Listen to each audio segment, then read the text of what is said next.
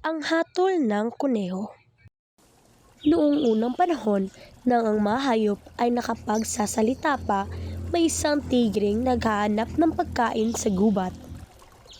Sa kanyang paglilibot, nahulog siya sa napakalalim na hukay.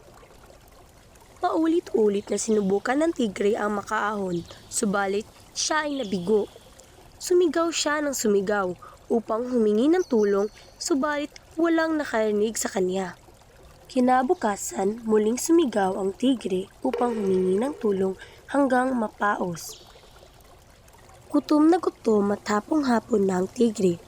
Lumupasanay lamang siya sa lupa. Naisip niyang ito ang kanyang kamatayan. Walang ano-ano ay nakarinig siya ng isang yabak. Nabuhayan siya ng loob at agad tumayo. Tulong! Tulong! Muli niyang isinigaw. Isang tigre! Sabi ng lalaki habang nakadungaw sa hukay. Pakiusap, tulungan mo akong makalabas dito. Pagmamakaawa ng tigre. Kitang tulungan ngunit nangangamba ako sa maaaring mangyari. Wika ng lalaki at nagpatuloy sa paglalakad.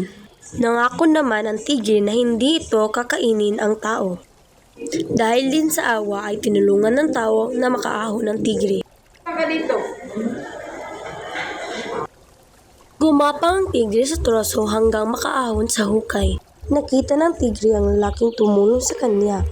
Naglaway ang tigre at naglakad paikot sa lalaki. Hindi ba't nangako ka sa akin na hindi mo ko sasaktan? Ito ba ang paraan mo ng pagpapasalamat at pagtanan ng utang na loob?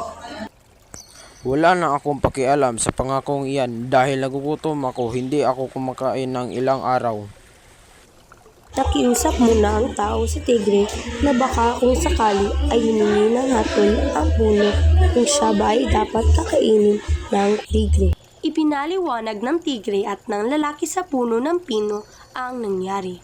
Anong alam ng tao sa pagtanaw ng utang na loob?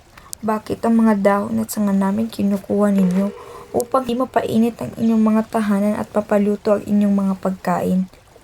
Mga taon ang binilang namin upang kami ay lumaki.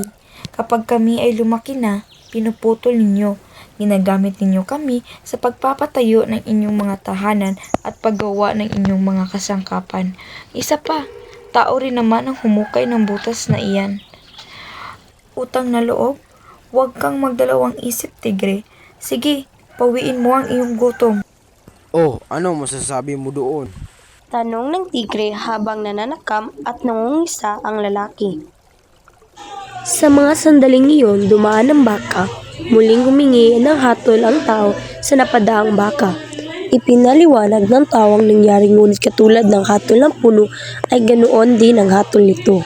Dapat mo siyang kainin. Tingnan mo, wala nang kami ay sinilang, tablilingkod na kami sa mga tao. Kaming mga baka ay nabubuhat na mabigat ng dalahin. Inaararo namin ang bukid upang magkapantanim sila. Subalit, anong ginawa nila kapag kami tumanda na? Pinapatay kami at tinagaw ang pagkain. Ginagamit nila ang aming balat sa paggawa ng kung ano-anong bagay. Kaya huwag mo na akong tanungin tungkol sa utang na loob. Kainin mo na ang taong yan. Tignan mo, lahat sila ay sumang-ayon sa akin, kaya humanda ka sa iyong kamatayan. Hanggang sa may isang napadaang kunehon na tumatalon at ito naman ang hinihingin ng hatol ng tao at tigre. Pinaliwanag ng tao at ng tigre ang nangyari, matamang nakinig ang kuneho. Naintindihan ko ang inyong isinalaysay. Subalit, kung ako ang magpasya at magbibigay ng mahusay na hatol, dapat tayong magtungo sa hukay. Muli ninyong isasalaysay sa akin ang nangyari. Ituro ninyo ang daan patungo doon. Wika ng kuneho. Itinuro ng tigre at ng lalaki ang hukay sa kuneho. Tignan natin. Sabi mo nahulog ka sa hukay at ikaw naman ay nakatayo dito sa itaas. Wika ng kuneho sa tigre at sa tao. Pumunta kayo sa mga posisyon ninyo noon upang mapag-isipan ko pang mabuti ang aking hatol. Tumalon kaagad ang tigre nang hindi nag-isip. Ang nais lamang niya ay matapos agad ang usapan upang makain niya ang tao.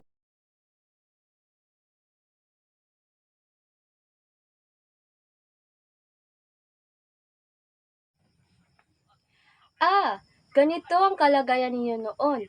Ikaw, tigre, ay nahulog sa hukay at hindi makaahon. Ikaw naman, lalaki, narinig mo ang paghingi ng saklolo kaya tinulungan mo ang tigre. Ngayon, maaari na akong magbigay ng aking hatol. Ang problemang ito ay nagsimula nang tulungan ng tao ang tigreng makalabas sa hukay. Paliwanag ng kuneho na tila ba'y may kausap. Kaya naisip ko na magpatuloy ang tao sa kanyang paglalakbay at dapat manatili ang tigre sa hukay. Sa ibang salita, kung ang tao ay hindi nagpakita ng kabutihan at iniwan ang tigre sa hukay, walang naging problema. Magandang umaga sa inyong dalawa. Wika ng matalinong kuneho at nagpatuloy sa kanyang paglalakbay. At dito nagtatapos ang kwento ng Hatol ng Kuneho.